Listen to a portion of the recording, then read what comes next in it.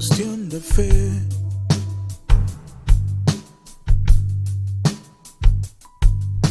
Nostalgia por optar tiempo atrás.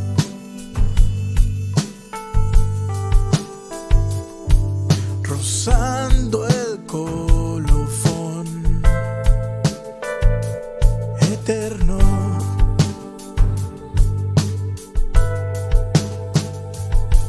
Todavía pienso en esa luz de tu mirada compitiendo con el mar y el sol que nos bañaba.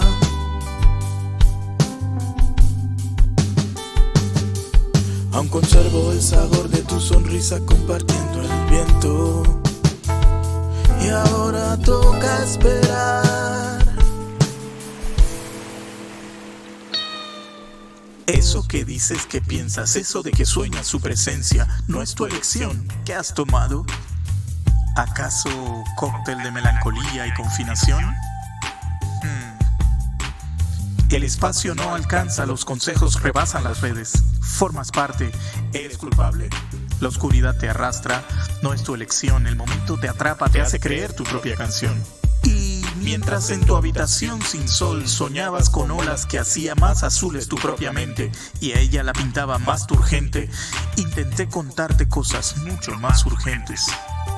Y es que te hablé del universo, te hablé de conexiones y ahí sigues revolviéndote en el lodo de tus emociones egoístas. Es una perspectiva unilateral, un romance en un mar huérfano de peces lleno de algas y tú sudando, pensando solo en las nalgas de esa chica fría, como el cristal que hoy lleva una multinacional. Todavía pienso en esa luz de tu mirada compitiendo con el mar y el sol que nos bañaba.